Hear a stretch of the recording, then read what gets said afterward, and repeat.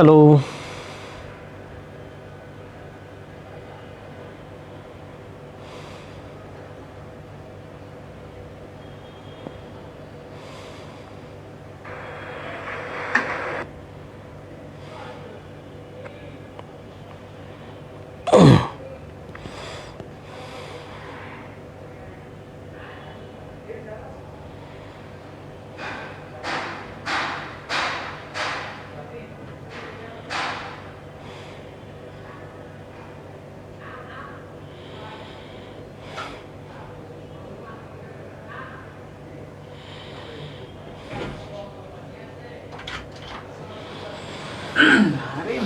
আসসালামু আলাইকুম ভাই।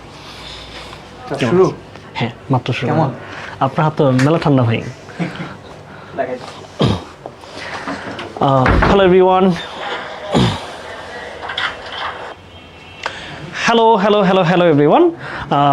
সবাইকে সালাম জানাচ্ছি। সবাই একটু আমাকে জানাও যে তোমরা ঠিকঠাক দেখতে পাচ্ছ কিনা এবং বাকি ব্যাপারগুলো ঠিক আছে কিনা, আমার সাউন্ডটা তোমরা শুনতে পাচ্ছ কিনা। হ্যাঁ, আমাকে এই ব্যাপারটা একটু এনশিওর করো, তাহলে আমরা আজকে ক্লাসটা শুরু করে দিব। বুঝছো?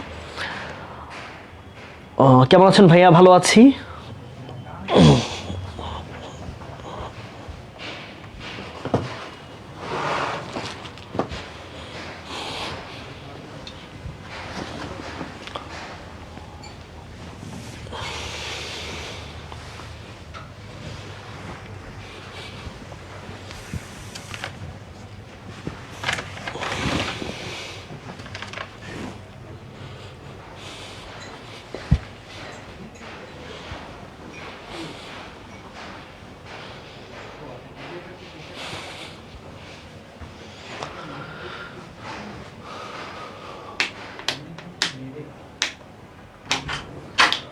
রকি, অন্ধকার দেখাচ্ছে মনে হচ্ছে।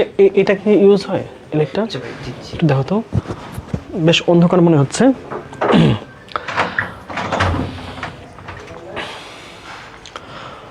সবাইকে স্বাগত জানাচ্ছি আমাদের আজকে ক্লাসে। কেমন আছে সবাই? রকি, দুইটা কাজ করো ভাইয়া। ওই যে এইটা আছে না, এটা একটু টান দাও তো। এটা একটু টান দিয়ে একদম এটা সাদা পর্যন্ত নিয়ে যাও, নাহলে এই জায়গাটা একটা ভালো রকম শ্যাডো পড়তেছে। আর যাবে কি উপরের অংশটা।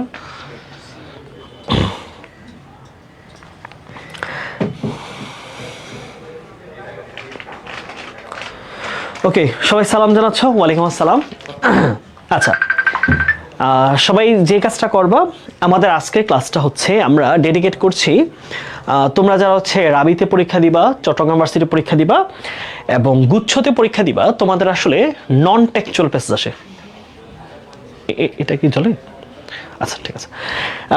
আমাদের নন টেক্সচুয়াল প্যাসেজ আসে। সো এই নন টেক্সচুয়াল প্যাসেজগুলো আসলে কিভাবে সলভ করতে হয় বা তোমরা আসলে কিভাবে চিন্তা করবা প্রবলেমগুলো, এই ব্যাপারটা নিয়ে আজকে কথাবার্তা বলবো। খুব বেশি লং ক্লাস না, খুব বেশি লং মানে আসলে ক্লাস করাবো না, বাট যেটুকু ক্লাস হবে এটুকুতে আমার প্রত্যাশা থাকবে তোমাদের আসলে চবিতে তোমরা যে পরীক্ষা দিবা বি অথবা ডি ইউনিটে, তোমাদের রাবিতে এ ইউনিটে যারা পরীক্ষা দিবা এবং পরবর্তীতে গুচ্ছে যারা পরীক্ষা দিবা, তোমাদের যে কম্প্রিহেনশন পরীক্ষা আসবে, এই কম্প্রিহেনশনগুলোকে কীভাবে চিন্তা করতে হয়, প্রবলেমটা নিয়ে কিভাবে তোমার ব্রেইনে অ্যানালাইসিস করতে হয় এবং দিন শেষে তুমি কিভাবে একটা প্যাসেজের মোটামুটি সবগুলো প্রশ্নকে তোমরা সঠিক উত্তর করতে পারবা, অথবা চাইলে হয়তো 6টার মধ্যে 5টার মধ্যে 4টা, এইরকমভাবে তোমরা উত্তর করতে পারবা।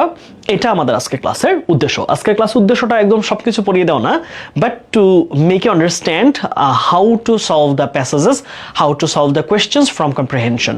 ওকে, I think you have got me right. Okay, তাহলে আমাদের সাথে অনেকজন যুক্ত হয়েছে, প্রায় 150 জনের উপর। আমরা ক্লাস শুরু করছি। হ্যাঁ,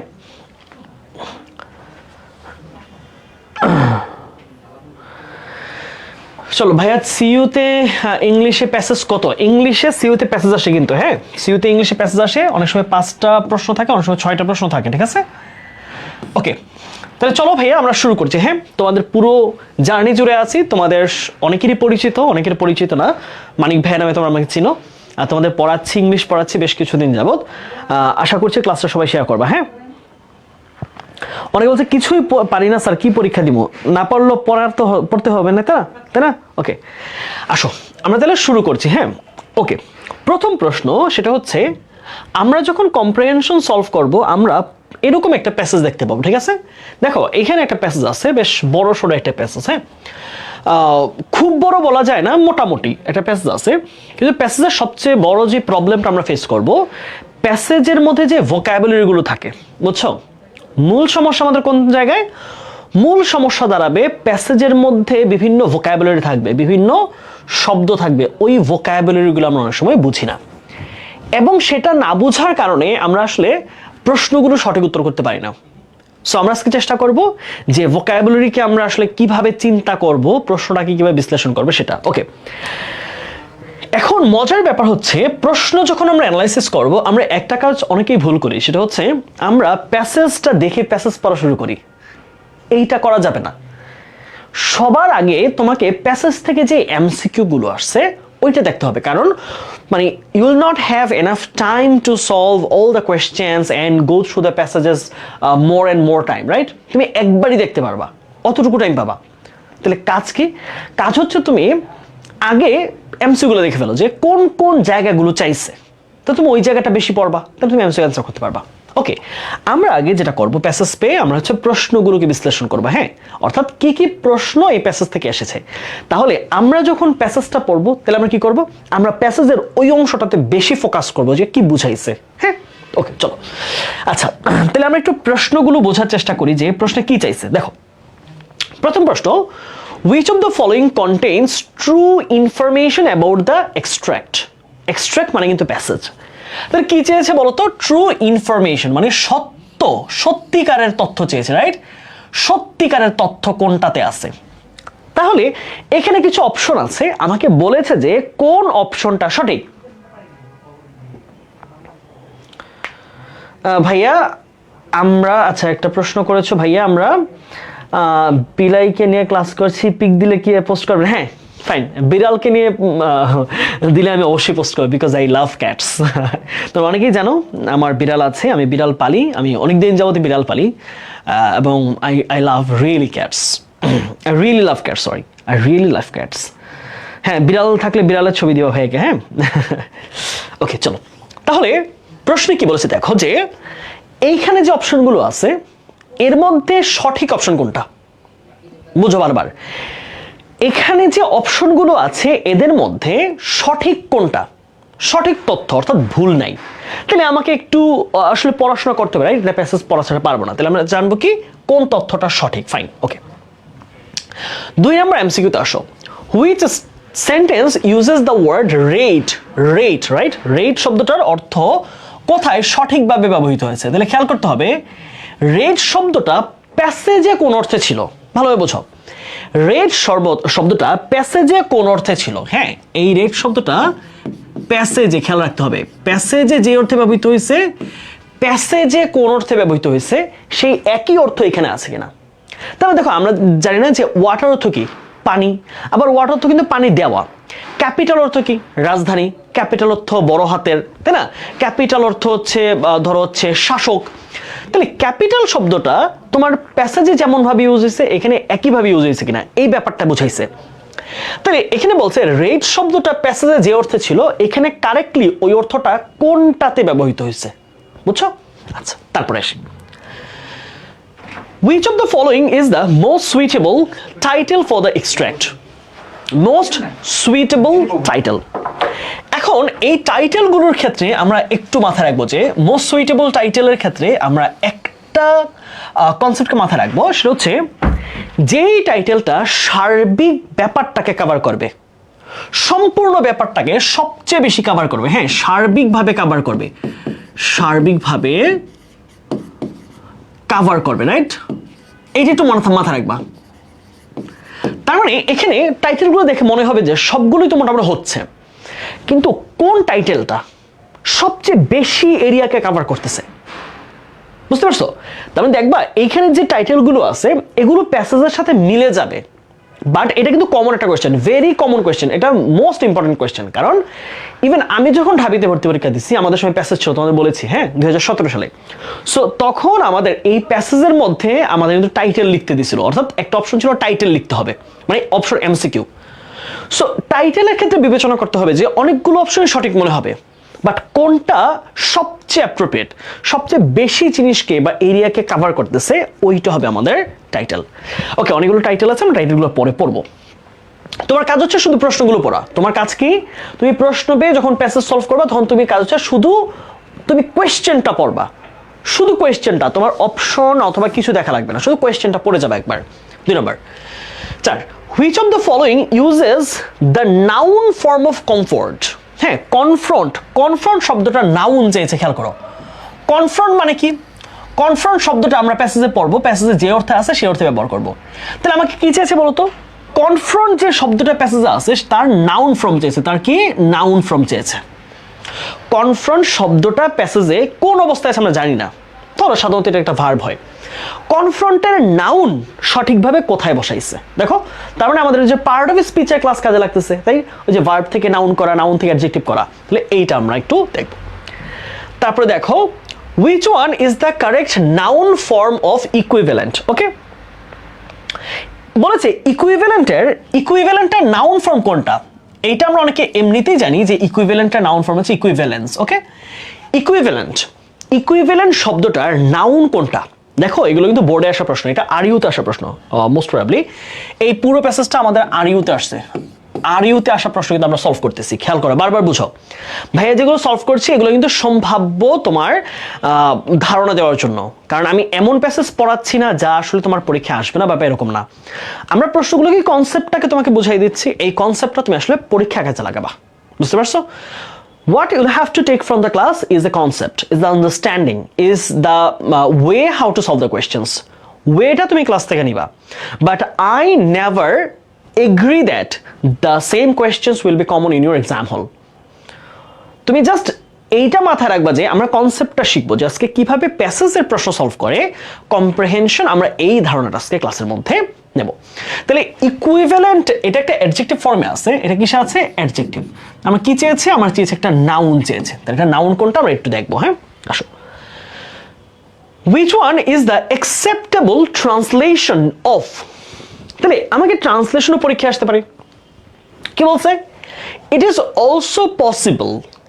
also possible that some of these ideas, এই আইডিয়াগুলোর মধ্যে কিছু কিছু আইডিয়া বা ধারণা will be mistaken, এগুলো ভুল হতে পারে বা ভুল হবে। তাহলে এইটার সঠিক আমরা বিশ্লেষণটা এখানে দেখব। আর প্রশ্ন আছে কি, which one is the acceptable noun phrase? ওকে, খুব সুন্দর। দেখো, বলেছে অ্যাকসেপ্টেবল নাউন ফ্রেজ মানে কি? নাউন ফ্রেজ তো আমরা জানি, নাউনের সাথে অতিরিক্ত শব্দ যুক্ত হতে পারে, কিন্তু অ্যাকসেপ্টেবল কথাটা দিয়ে বুঝিয়েছে যে আসলে প্যাসেজে কোনটা উল্লেখ আছে, খেয়াল করো, প্যাসেজে উল্লেখ থাকতে হবে। হ্যাঁ, ভালোভাবে বুঝো। তার মানে আমরা যে নাউন ফ্রেজ আমরা চিনি সবাই, তাই না? তাহলে এই যে দেখো, গ্রাফিক কোয়েশ্চেন, তারপর হচ্ছে graphic answer, graphic desire, graphic presentation, সবগুলোই কিন্তু নাউন ফ্রেজ। আমার চাইছে কোনটা? আমার টেক্সটে, আমার এক্সট্রাক্টে কি আছে সেইটা বলতে বুঝিয়েছে কি? বুঝিয়েছে আমার অ্যাকসেপ্টেবল মানে প্যাসেজে কোনটা আসলে অ্যাকসেপ্ট করা হচ্ছে। বুঝা গেল? ওকে, আমার মনে হয় এই প্যাসেজ থেকে লাস্ট কোয়েশ্চেন, এই যে লাস্ট, হ্যাঁ 8টা কোয়েশ্চেন আসছে একটা প্যাসেজ থেকে, কিন্তু 8টা কোয়েশ্চেন আসছে আর ইউতে। সো চিন্তা করো, তুমি যদি 20 মার্ক বা 25 মার্কের অ্যান্সার হয়, 8টা এমসিকিউ আসছে একটা মাত্র প্যাসেজ থেকে। So you should never avoid the comprehension. Which one contains the correct use of tropical? তাহলে এই যে ট্রপিক্যাল ওয়ার্ডটা এখানে আছে, এই ট্রপিক্যাল ওয়ার্ডের সঠিক ব্যবহারটা আসলে কোন জায়গায় ঘটছে খেয়াল করো। ট্রপিক্যাল শব্দের অনেক রকম মিনিং হতে পারে, হ্যাঁ, কিন্তু প্যাসেজে যেই ট্রপিক্যাল ব্যবহৃত হয়েছে এইখানে সেম ট্রপিক্যাল, তাহলে এটা কোথায় আছে এটা আমরা একটু দেখবো। হ্যাঁ, ট্রপিক্যাল শব্দটা কোথায়, মানে ট্রপিক্যাল শব্দটার সঠিক ব্যবহার বাক্যটার কোন জায়গায় হয়েছে, আমরা প্রশ্ন বুঝতে পারছি? ভাইকে একটু কমেন্টে জানাবা। হ্যাঁ, তোমাদের ইন্টারাকশনটা বেশ দরকার। তোমরা একটু আমাকে বলো যে আমরা প্রশ্নগুলো বুঝলাম কিনা। আমি বারবার বলছি, আমি এখানে 100টা প্রশ্ন সলভ করাবো না। দেখো, চিন্তা করো, এই ক্লাসে ভাই তোমাকে যেটা করবো, আন্ডারস্ট্যান্ডিংটা বুঝাবো, কারণ প্যাসেজ জীবনে কমন আসবে না, তাই না? তাহলে আমি এমনভাবে প্যাসেজগুলো ধরাই দেওয়ার চেষ্টা করব, আমি 3-4টা প্যাসেজ সলভ করাবো এবং এমসিকিউ অ্যানালাইসিস সহ প্যাসেজের বাংলা অর্থ সহ বিশ্লেষণ করে বোঝাই দিব, যেন তুমি এই আন্ডারস্ট্যান্ডিংটা আসলে পরীক্ষার কাজে লাগাও। বুঝছো? হ্যাঁ, ক্লিয়ার? বুঝছো আমি কি বোঝাইলাম? প্রশ্নগুলো আমরা বুঝছি?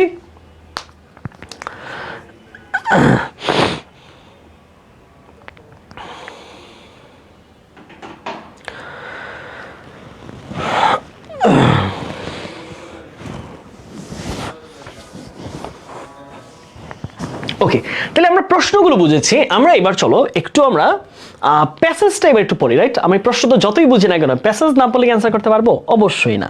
চলো, আচ্ছা আসো আমরা একটু প্রশ্নটাকে একটু চিন্তা করি। হ্যাঁ, আমরা প্যাসেজটাকে একটু ভাবি কি বলছে প্যাসেজে। ওকে, প্রথম প্যাসেজটা একটু লাইনটা পড়ি। হ্যাঁ, read the following extract. Extract মানে আমরা বলেছি passage, and answer the questions, এবং নিচের প্রশ্নগুলো উত্তর দাও। তাহলে আমরা প্রশ্ন পড়ে ফেলছি, আমরা এখন প্যাসেজটা পড়বো। আসো, কি বলছে খেয়াল করো। অ্যাডাল্টস অ্যান্ড চিলড্রেন মানে প্রাপ্তবয়স্করা এবং শিশুরা আর frequently confronted with statements. Okay, frequently মানে কি? মানে বারংবার। এটা কি? এটা একটা অ্যাডভার্ব, ঠিক আছে? আমার কিন্তু কনফ্রন্টেড ওয়ার্ডটা চাওয়া হয়েছে, রাইট? তাহলে কনফ্রন্ট ওয়ার্ডটা আমি শিখবো। তাহলে ফ্রিকুয়েন্টলি কনফ্রন্টেড। ওকে, কনফ্রন্ট শব্দ হচ্ছে সম্মুখীন হওয়া, কোনো কিছুর সম্মুখীন হওয়া, কোনো ব্যাপারের মুখোমুখি হওয়া, কোনো ব্যাপার সম্পর্কে বারবার শোনা। তার মানে যেই ব্যাপারটা নিয়ে আমি বেশি আলোচনা শুনছি, যে ব্যাপারটা আমি বেশি কথাবার্তা শুনতেছি, ওইটাকে বলা হচ্ছে কনফ্রন্ট, রাইট? কনফ্রন্ট মানে হচ্ছে কি? সম্মুখীন হওয়া, কোনো কিছুর সম্মুখীন হওয়া। আমরা ফ্রিকুয়েন্টলি ওয়ার্ডটা জানি বারংবার, বেশি করে। সম্মুখীন, রাইট? কি পাচ্ছি আমরা? সম্মুখীন হওয়া, তাই তো? সম্মুখীন হওয়া। উইথ স্টেটমেন্টস, সেই সকল বক্তব্য, কথা। তাহলে আমরা কোন কোন বক্তব্য বা কথার সাথে বারবার আমরা সম্মুখীন হচ্ছি? তার মানে বলা হচ্ছে যে এমন কোন কথা বা স্টেটমেন্ট যেটার সাথে আমরা চিলড্রেনরা এবং অ্যাডাল্টসরা সবাই বারবার কথাটা আমরা শুনেছি, which is about the alarming rate of loss of tropical rainforest. Tropical rainforest মানে কি? ক্রান্তীয় বনাঞ্চল। হ্যাঁ, বা আমরা বলি হচ্ছে কি বলা যায়, ক্রান্তীয় বনাঞ্চল বলতে এরকম বুঝি যে ধরো হচ্ছে আমাদের রেইন ফরেস্টগুলো, যেমন ধরো হচ্ছে বন, হ্যাঁ, বনাঞ্চল। তাহলে এখানে রেট শব্দটা কি বুঝাইছে? হার, রাইট? রেট শব্দের বাংলা কি? এখানে রেট হচ্ছে হার বুঝাইছে, হার, কোনো কিছুর হার। তাহলে বলেছে যে আমরা এই যে দেখো আমাদের যে সারা বিশ্বের মধ্যে যে রেইন ফরেস্টগুলো আছে, হ্যাঁ, তাহলে এই যে রেইন ফরেস্ট, যেমন ধরো বাংলাদেশের সুন্দরবন থেকে শুরু করে বিভিন্ন যেই বৃক্ষগুলো আছে, বনগুলো আছে, বনাঞ্চল, এই বনাঞ্চলের হার যে খুব তীব্রভাবে কমে যাচ্ছে, তীব্রভাবে কমতেছে, এইটার ব্যাপারে আমরা অনেকে বারবার শুনি, তাই কিনা? তোমরা শুনছো কিনা যে পৃথিবীতে গাছপালা কেটে ফেলা হচ্ছে, গাছপালা, হ্যাঁ? আমার কথা বুঝতে পারছো? আমরা কি এই কথাটা বুঝলাম? আমরা বললাম যে মিডিয়া, টিভি চ্যানেল, নিউজ, বইপত্র সব জায়গায় বলে না যে গাছপালার পরিমাণ দিন দিন কমছে, ব্যাপক হারে কমে যাচ্ছে। আমরা জানি বাংলাদেশে, একটা দেশের মধ্যে, তার অক্সিজেন সরবরাহ ঠিক রাখার জন্য তার মোট ভূমির 25% গাছপালা থাকা প্রয়োজন। বাট বাংলাদেশে সেটা আমি আরো 10 বছর আগে জেনেছি, সেটা হচ্ছে 13% জাস্ট। এটা এখন আরো কমেছে, সেটা 10%, 8%, 7% পর্যন্ত হতে পারে। সো এইটা বলেছে যে আমরা এই যে গাছপালার হার কমে যাওয়া, বনাঞ্চল কমে যাওয়া, এইটার ব্যাপারে আমরা খুব বেশি পরিমাণে জানি, শুনি প্রতিনিয়ত। ফর এক্সাম্পল, যেমন ধরো ওয়ান গ্রাফিক ইলাস্ট্রেশন, একটা নাউন পেলাম, রাইট? এটা আমরা প্রশ্ন মনে পেয়েছিলাম, রাইট? কোনটা প্রশ্নে বলা হয়েছে noun phrase? Graphic illustration. Graphic illustration মানে হচ্ছে তথ্যচিত্র। কি বলি এটাকে আমরা? তথ্যচিত্র, মানে তথ্য দিয়ে এক ধরনের চিত্র অঙ্কন করা, তথ্যচিত্র। তাহলে বলতো ভাইয়ারা, গ্রাফিক ইলাস্ট্রেশন মানে কি? তথ্যচিত্র। তাহলে one graphic illustration to which children might readily relate. আচ্ছা, তাহলে বলছে এমন একটা তথ্যচিত্র আমাকে উপস্থাপন করবো, এই যে বৃক্ষ কি পরিমাণে কমতেছে, ইজ দ্য এস্টিমেট।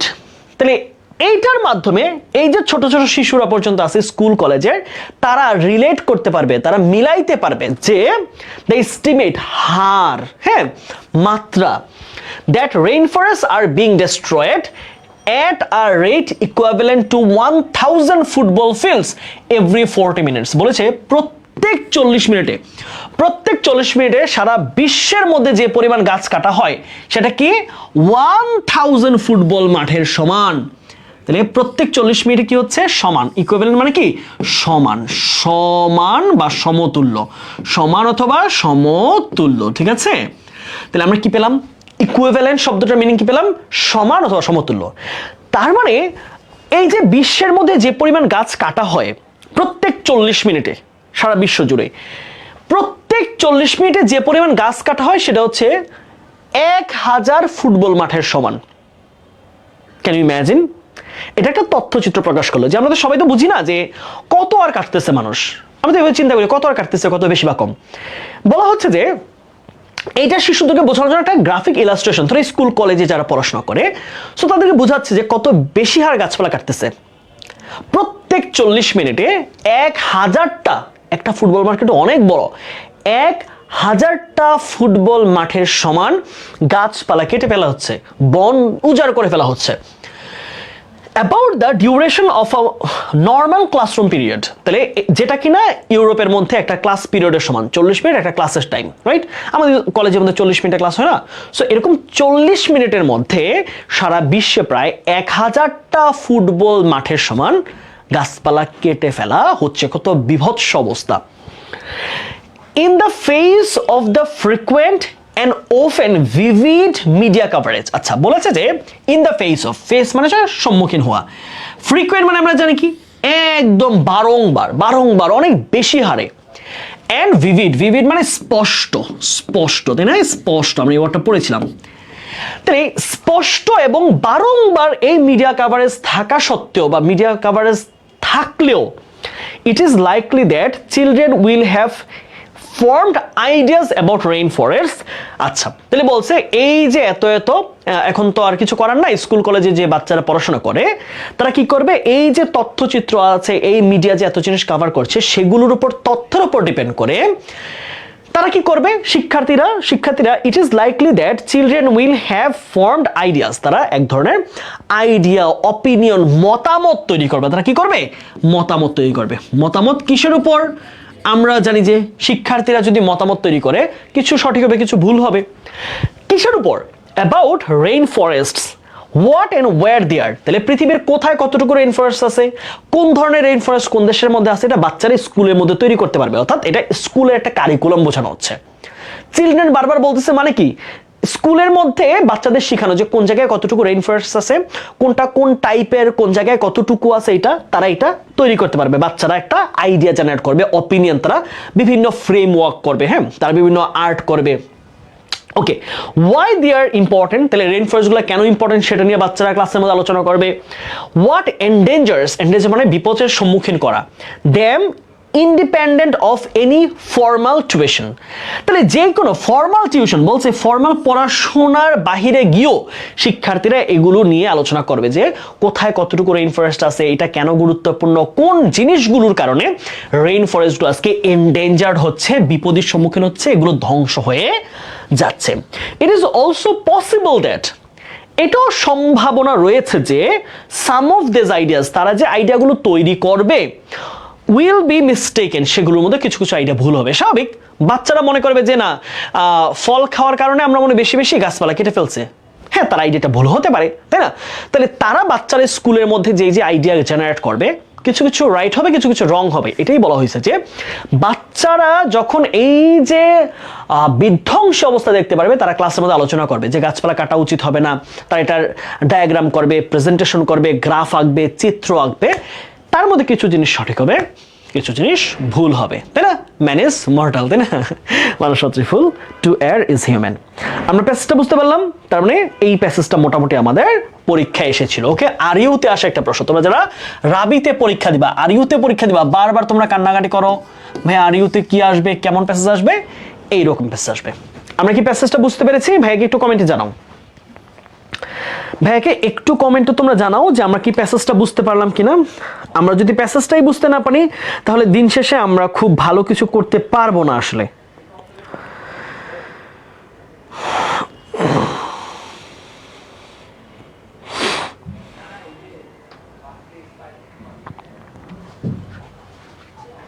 ভাইকে একটু জানাবা কষ্ট করে যে আমরা কি প্যাসেজটা বুঝলাম কিনা। আমরা যদি প্যাসেজ না বুঝি তাহলে কিন্তু আমরা আসলে প্রশ্ন সলভ করতে পারবো না।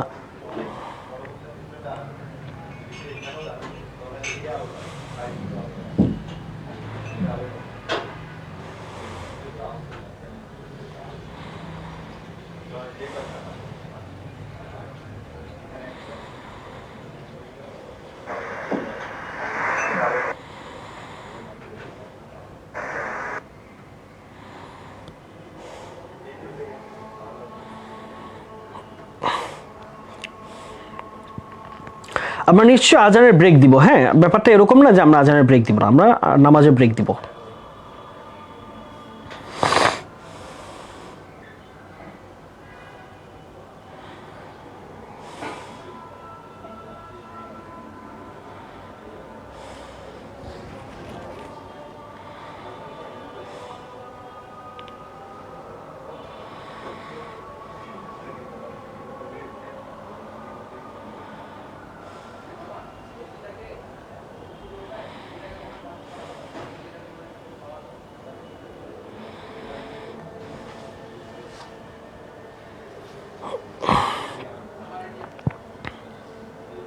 যে আমরা ছোটবেলায় একটি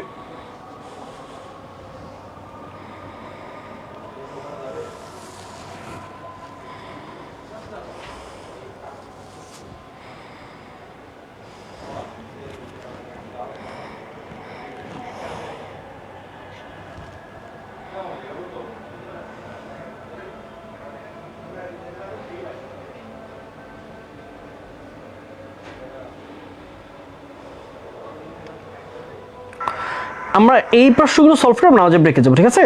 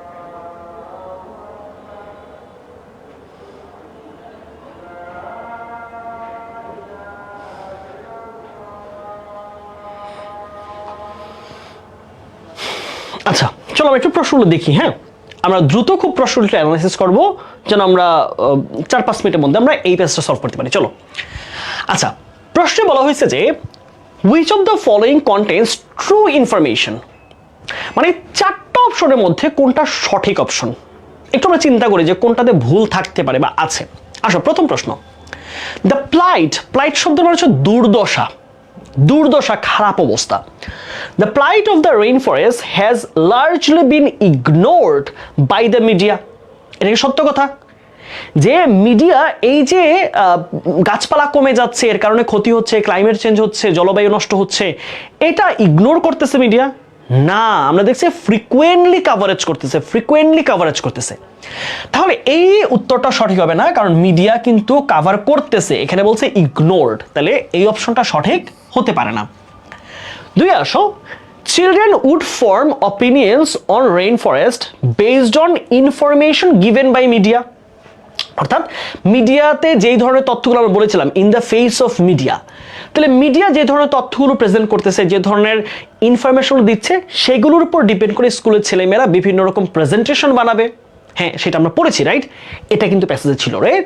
যে মিডিয়া কাভারেজ করতেছে এরকম যে নিউজগুলো আছে, তথ্যগুলো আছে, তথ্যের উপর ডিপেন্ড করে শিক্ষার্থীরা প্রেজেন্টেশন তৈরি করবে যে কোথায় কতটুকু রেইন ফরেস্ট আছে, কোন টাইপের রেইন ফরেস্ট আছে, কেন এগুলো এন্ডেঞ্জার হচ্ছে, এটার উপর অপিনিয়ন তৈরি করবে। তাহলে এইটা আমি ভুল বলছি না আপাতত। তারপরগুলো দেখো, it has been suggested that, এমনটা আমাদের বলা হয়েছে প্যাসেজে যে children hold mistaken views about the pure science that they study এর স্কুল।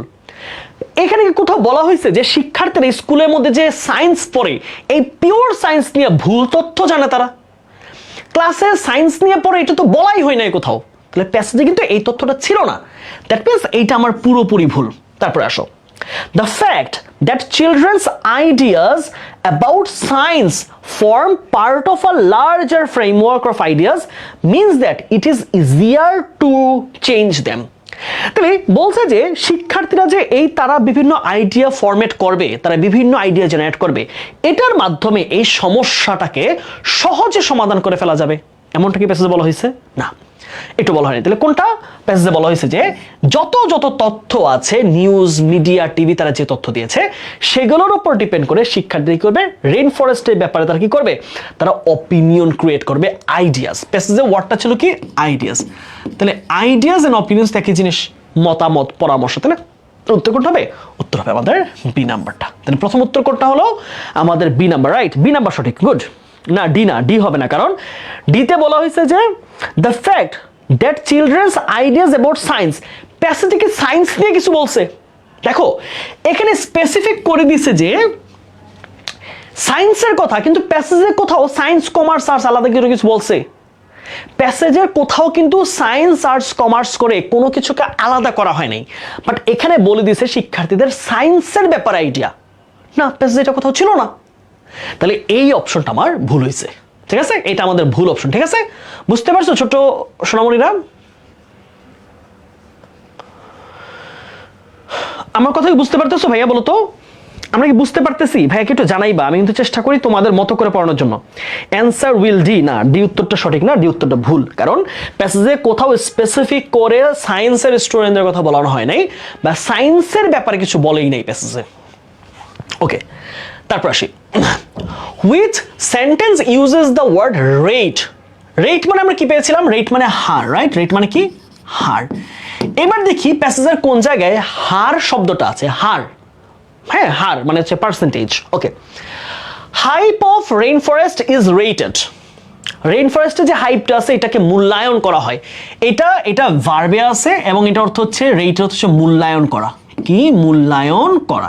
তাহলে এটা কিন্তু হার না, মূল্যায়ন করা হার কিন্তু এক জিনিস না। The rate of destruction of rain forest is alarming. তাহলে রেইন ফরেস্টের ধ্বংসের যে হারটা এটা অত্যন্ত হতাশাজনক। তাহলে এইটা এখানে কি? এখানে তো হার বুঝাইছে। তাহলে রেইন ফরেস্টের ধ্বংসের হার, রেইন ফরেস্ট বা বনাঞ্চল ধ্বংসের হার। The interested rate services are available. Interested rate হয় না ভাইয়া, ইন্টারেস্ট রেট, হ্যাঁ, সুদের হার। ইন্টারেস্ট রেট হয়, ইন্টারেস্ট রেট এইটা হয়, ইন্টারেস্টেড রেট কিন্তু হয় না, সো এটা ভুল। সুদের হার হচ্ছে interest rate. You are asked to rate the character of your friend. তোমাকে বলা হয়েছে তোমার বন্ধুর চরিত্রকে মূল্যায়ন করতে। এখানে কি? এখানে তো মূল্যায়ন। তাহলে উত্তর কোনটা হবে? উত্তর হবে আমাদের B number. The rate of destruction of rain forest is alarming. বুঝতে পেরেছি আমরা? আমরা কি বুঝতে পারতেছি?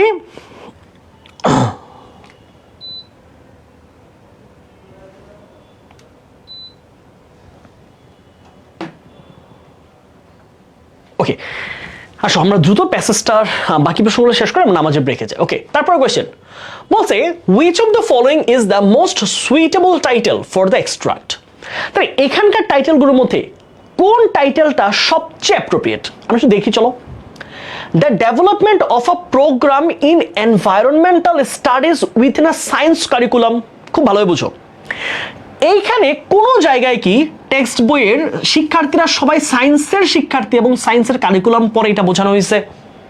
বলা হয়েছে the development of program in environmental studies within a science curriculum. বিজ্ঞানের কারিকুলামে এনভায়রনমেন্টাল স্টাডিজকে পড়াশোনা করা। প্যাসেজের কোথাও কি সায়েন্সের স্টুডেন্টকে পড়াচ্ছে বা সায়েন্সের স্টুডেন্টকে স্পেসিফিক করা হয়েছে? না। আমরা জানি চিলড্রেনদেরকে পড়াশোনার ক্ষেত্রে তাদের যে কারিকুলাম, তাদের কারিকুলামে মানে এনভায়রনমেন্টাল যে ডেঞ্জার বা গাছপালা যে ধ্বংস হচ্ছে, রেইন ফরেস্ট ধ্বংস হচ্ছে, এইটা তাদের কারিকুলামে আছে, fine, but it doesn't mean the science student. তাহলে সায়েন্সের স্টুডেন্ট বলা মানে কিন্তু জিনিসটা স্পেসিফিক হয়ে গেল, এটা কিন্তু sure প্যাসেজে। Children's ideas about the rainforest and the implication for course design. তাহলে রেইন ফরেস্টের ব্যাপারে শিক্ষার্থীদের ধারণা এবং সেটাকে শিক্ষার যে কোর্স ডিজাইন আছে, শিক্ষার্থীদের কারিকুলাম আছে, সেইখানের মধ্যে অন্তর্ভুক্ত করা। এখানে তো সায়েন্স আর্টস কমার্স কিছু বলে নাই, আসো তারপরে। The extent to which children have been misled by the media, বলেছে কোন পর্যায় পর্যন্ত শিক্ষার্থীদেরকে মিসলেড করা হয়েছে মিডিয়ার দ্বারা। এই প্যাসেজের মূল উদ্দেশ্যকে শিক্ষার্থীদের মিসলেড করা হয়েছে এই তথ্যটা দেওয়া। এই প্যাসেজের মূল বক্তব্যকে শিক্ষার্থীদেরকে মিসলিড করা হয়েছে, মিডিয়া কতটুকু মিসলিড করতেছে, কতটুকু ভুল তথ্য দিচ্ছে, সেইটাকে এই প্যাসেজের মূল কথা? অবশ্যই না। Rain forest and their representation, মানে মানে আমরা বলছি যে বনাঞ্চল এবং তাদের যেই উপস্থাপন, এখানে তো বনাঞ্চল নিয়ে কথা মূলত বলা হয়নি। বনাঞ্চলের যে ধ্বংস, রেইন ফরেস্ট যে নষ্ট হয়ে যাচ্ছে, এই যে দেখো, children's idea about the rain forest, শিক্ষার্থীদের রেইন ফরেস্টের ব্যাপারে আইডিয়াটা কেমন? তাহলে তুমি যদি শুধু রেইন ফরেস্ট বলো, তাহলে এই যে ডিস্ট্রাকশন হচ্ছে, ধ্বংস হয়ে যাচ্ছে গাছপালা, সেটা কিন্তু আসতেছে না। তারপরে শিক্ষার্থীদের ধারণা কি, পজিটিভ নেগেটিভ উভয়, সেটা কিন্তু এইখানে বেশি কভার করতেছে। আমি বলেছি কি, আমি বলেছি প্যাসেজের ক্ষেত্রে মাথায় রাখতে হবে টাইটেলের ক্ষেত্রে কোনটা সার্বিকভাবে ব্যাপারটাকে কভার করে, সেই অ্যান্সারটা আমাদের সঠিক হবে। তারপরে আসি, তারপরে কোশ্চেন, হ্যাঁ, which of the following uses the noun form of confront? হ্যাঁ, কনফ্রন্টের একটা নাউন ফর্ম, ইজি এটা, কনফ্রন্ট। কনফ্রন্ট এটা একটা ভার্ব, এটা নাউন হচ্ছে কনফ্রন্টেশন। কনফ্রন্টেশন হচ্ছে নাউন। তাহলে কোথায় নাউন আছে বলো? Confrontation. The confronted, the confronted never, তাহলে কনফ্রন্টেড এখানে একটা অ্যাডজেক্টিভ, ঠিক আছে না? দ্য কনফ্রন্টেড নেভার ফরগিভ, তাহলে এটা কিন্তু কি না, এই কনফ্রন্টেড নাউন না। তাহলে কোনটা হবে? The logic of events will lead them to a confrontation with the enemy. কোনটা? কনফ্রন্টেশন। উত্তর কি হবে? কনফ্রন্টেশন। উত্তর কোনটা হবে? কনফ্রন্টেশন। আমার মনে হচ্ছে এটা ক্লাস করলে পারবো না। না, ক্লাস করলে পারবা। হ্যাঁ, তুমি যদি নিজেকে, শোনো, তুমি নিজেকে যদি পরাজিত প্রথমেই মনে করো, তাইলে তোমাকে কেউ আসলে জয়ী বানাইতে পারবে না। তুমি যদি নিজেকে শুরুতেই পরাজিত মনে করে যে আমি পারবো না, তাইলে আসলে তোমাকে আমি বলবো যে you should not attend the class, এবং not only class, even the exams. তোমাকে কোনো পরীক্ষায় দেওয়া উচিত না, because you really have no idea, you really have no believe on your self. So নিজের ওপর যদি বিশ্বাস না থাকে, নিজের ওপর যদি আত্মবিশ্বাস, তোমার সম্মানটা না থাকে, নিজের সম্মান না থাকে, নিজের উপর নিজের আত্মসম্মান, আত্মমর্যাদা, আত্মবিশ্বাস, তাহলে তুমি আসলে কোনো জয় আসলে করা তোমার পক্ষে সম্ভব না। So what you'll have to achieve in your self first, that is your self believe. Okay, আসো তারপরে question. Which one is the correct noun form of equivalent? Equivalent এর noun form হচ্ছে equivalence. Equivalence সমান্তরালতা অথবা সাম্যতা। সাম্যতা, হ্যাঁ। Equivalent এর noun form কি? Equivalence, এটা আমি বারবার বলেছি, এটা একটা মুখস্থ কোশ্চেন আসছে। Equivalent এর noun form কি? Equivalence. Equivalent adjective আছে, এটার নাউন হচ্ছে equivalence। তারপর আসো, which one is the acceptable translation of it is also possible that some of these ideas will be mistaken? এইটার বাংলাটা কি বলো দেখি, তোমরা একটু চিন্তা করো। বলেছে যে, বলো বলো তো ভাইয়েরা, এইটা আনসার কি হবে? বলেছে যে ইট ইজ অলসো পসিবল, এটাও সম্ভব, এটাও সম্ভব যে, এটাও সম্ভব যে, এটাও সম্ভব যে, কিছু সম্ভাব্য ধারণা, না এটা হবে না, এই তিনটার একটা, that some of this ideas, এই ধারণাগুলোর মধ্যে কিছু, যে এই ধারণাগুলোর মধ্যে কিছু, এই ধারণাগুলোর ভুল না, ধারণাগুলো সবগুলো ভুল না, কিন্তু বলেছে সাম, কয়েকটা বা কিছু ধারণা, উইল বি মিস্টেকেন, ভুল হবে। বা ভুল হতে পারে, তাহলে এটাও সম্ভব যে এই ধারণাগুলোর মধ্যে কিছু ভুল হবে, এটা কাছাকাছি। এটাও সম্ভব যে এই ধারণাগুলাই ভুল, সবগুলাই ভুল বলতেছে। এটাও সম্ভব যে এই ভুল ধারণাগুলো জানা যাবে না। এটা উত্তর কোনটা হবে তাহলে? সবচেয়ে কাছের উত্তর হচ্ছে এ নাম্বার। এটাও সম্ভব যে এই ধারণাগুলোর মধ্যে কিছু ধারণা ভুল হবে, কারণ কি ছিল আমাদের? সাম আইডিয়াস ছিল, বলা নাই যে সম্পূর্ণ সকল আইডিয়ার কথা বলা হয়নি। ঠিক আছে, আসো আমরা আর দুইটা প্রশ্ন পরে আমরা নামাজের ব্রেকে চলে যাচ্ছি। Which one is the acceptable noun phrase? প্যাসেজে কোন নাউন ফ্রেজটার কথা বলা ছিল বলো? প্যাসেজে কি গ্রাফিক কোয়েশ্চেন ছিল, গ্রাফিক অ্যান্সার ছিল, গ্রাফিক ডিজায়ার ছিল, গ্রাফিক প্রেজেন্টেশন ছিল? কোনটা ছিল? প্যাসেজ ছিল হচ্ছে গ্রাফিক প্রেজেন্টেশন। তাহলে আমরা মাথায় রাখবো আমাদের এই ধরনের অ্যাকসেপ্টেবল ওয়ার্ডগুলো যদি থাকে তাহলে প্যাসেজে যেটা আসলে ছিল ওইটা অ্যান্সার করবা, বুঝছো? Which one contains the correct use of tropical? Tropical মানে আমরা জানি কি ক্রান্তীয়। Tropical মানে কি? ক্রান্তীয়। Tropical মানে কি বুঝি আমরা? ক্রান্তীয়। তোমরা যারা অ্যাডমিশন টেস্ট দিচ্ছ তোমরা নিশ্চয়ই জানার কথা, হ্যাঁ, ক্রান্তীয়। ক্রান্তীয় রেখা পড়ি নি আমরা, ক্রান্তীয়। Okay, the tropic of discipline is very important for the student. তাহলে এই শিক্ষার্থীদের সাথে কি ট্রপিক্যালের কোনো সম্পর্ক আছে? ক্রান্তীয় অঞ্চল না, সম্পর্ক নাই। দ্য ট্রপিক অফ ক্যান্সার, কর্কট ক্রান্তি রেখা, তোমাদের মনে থাকার কথা, হ্যাঁ। দ্য ট্রপিক অফ ক্যান্সার কি? কর্কট ক্রান্তি রেখা, রাইট? কর্কট ক্রান্তি রেখা, এই যে বাংলাদেশ উপর দিয়ে গেছে, কর্কট ক্রান্তি রেখা, কর্কট ক্রান্তি রেখা। তাহলে এইটা কিন্তু আমাদের ক্রান্তের সাথে সম্পর্ক আছে। দেখো এটার সাথে ক্রান্তীয় শব্দের সম্পর্ক আছে। We want to accept the tropic always disturbs us না। কোনটা হবে? উত্তর হবে আমাদের এটা। দ্য ট্রপিক অফ ক্যান্সার, এই শব্দটা ক্রান্তীয় শব্দের সাথে মিল আছে। তাহলে ক্রান্তীয় মানে বোঝাচ্ছে একটা পরিবেশ, একটা কি বলা যায়, একটা জিওগ্রাফিক্যাল প্লেস। আবার ট্রপিক অফ ক্যান্সার কি? একটা জিওগ্রাফিক্যাল অবস্থান। বুঝা গেল? ওকে, রাইট, এটা বি উত্তর সঠিক। দেখো একটু ডিফারেন্ট কোয়েশ্চেন। ওকে, আমরা নামাজের ব্রেক দিচ্ছি, আমরা ঠিক 55-তে আবার আসবো ক্লাস, ঠিক আছে?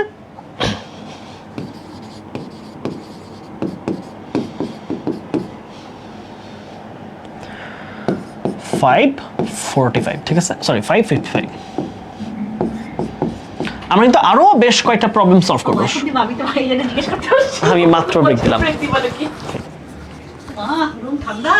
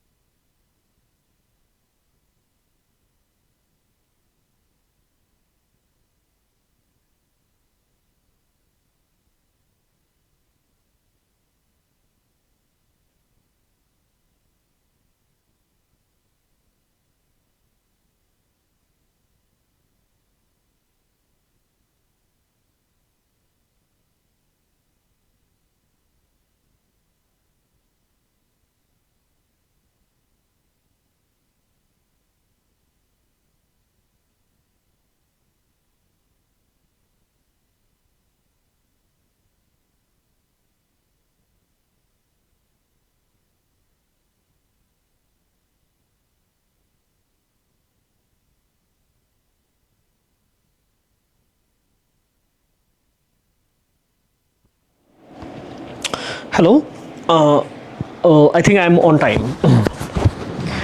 আসো আমরা শুরু করি আবার। হ্যাঁ, আমরা আবার পড়াশোনায় আসি। আমাকে একটু জানাও সাউন্ডটা তোমরা পাচ্ছ কিনা।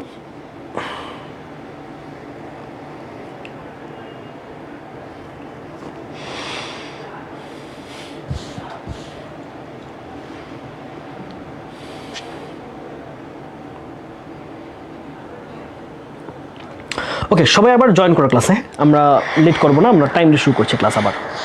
ওকে চলো ভাইরা। ওকে, তাহলে আমরা প্রথম প্রশ্নটা মনে হয় সলভ করতে পারলাম, রাইট? ভাইকে একটু জানাও সাউন্ডটা ঠিক আছে কিনা। হ্যাঁ হ্যাঁ, সাউন্ড ঠিক থাকার কথা, আমি এখানে শুনতে পাচ্ছি। টাইমলি শুরু করছি, হ্যাঁ ঠিক আছে। ওকে চলো, তাহলে আমরা দ্বিতীয় প্যাসেজটা শুরু করি। হ্যাঁ চলো। ওকে, তাহলে আমরা কিন্তু বারবার একই প্যাটার্ন ফলো করব, অর্থাৎ আমরা যেই প্যাটার্নটাতে যাব সেটা হচ্ছে আগে আমরা প্রশ্নগুলো পড়বো, আমরা তারপরে প্যাসেজটাতে আসবো। এই প্যাটার্নটা তুমি ভর্তি পরীক্ষায় খেয়াল করবা। হ্যাঁ, বারবারই বলছে যে প্যাটার্নটা যদি ভুল করো তাহলে তোমার সময় অনেক চলে যাবে এবং পরীক্ষার হলে তুমি আসলে ভালো করবা না। সো পরীক্ষা ভালো করার জন্য স্ট্র্যাটেজি মেনটেন করতে হবে। তুমি যত ভালোই পারো না কেন, স্ট্র্যাটেজি যদি ঠিকঠাক না থাকে তাহলে তুমি পারবা না আসলে। এখন দেখো দ্বিতীয় প্যাসেজটাতে আসলে কি বলা হয়েছে, আমরা প্যাসেজগুলোর প্রশ্ন একটু দেখি। হ্যাঁ, প্রথম প্রশ্ন, which of the following contains true information about the context? না, আমারও ট্রু ইনফরমেশন একই রকম প্রশ্ন কিন্তু আসছে। হ্যাঁ আসো, তাহলে এখানে কি বলছে বলতো, এখানে চাইছে true information about the extract, মানে প্যাসেজের ব্যাপারে কোন বাক্যটা এখানে আসলে সঠিক বাক্য, মানে এখানে কোনো ভুল তথ্য নাই। আমরা তো বুঝতে পারছো? খেয়াল করো, বারবার খেয়াল করো, প্রশ্নের প্যাটার্নগুলো ধরার চেষ্টা করো যে এইখানে চারটা অপশনের মধ্যে কোনটা আসলে সঠিক, অর্থাৎ প্যাসেজের সাথে কোনটার রিলেভেন্স সব থেকে বেশি। হ্যাঁ, সঠিক কথা বলা হয়েছে, এখানে কোনো ভুল নাই। আসো দ্বিতীয় প্রশ্ন, the phrase sparks of cognition. Sparks of cognition এইটা বেশ জটিল একটা ওয়ার্ড বা জটিল একটা ফ্রেজ। আচ্ছা, in the extract used as, এটা কি হিসেবে ব্যবহৃত হয়েছে? হ্যাঁ, স্পার্কস অফ কগনিশন বোঝাই যায় সাধারণত, যেহেতু শুরুতে নাউন আছে, শুরুতে কি আছে স্পার্কস মানে নাউন, এটা আসলে নাউন ফ্রেজই হবে, বুঝছো? নাউন হওয়ারই সম্ভাবনা বেশি। আমরা তারপর সলভ করব। Which one is the acceptable translation of the world of the ant has come in for considerable scrutiny? আবার দেখো ট্রান্সলেশন। তাহলে আমরা দুইটা প্রশ্নের প্যাটার্ন কিন্তু কমন পাচ্ছি। একটা হচ্ছে তোমার কোনটা রাইট ইনফরমেশন, এইটা থেকে প্রশ্ন আসতেছে হুবহু, রাইট ইনফরমেশন কোনটা এখান থেকে।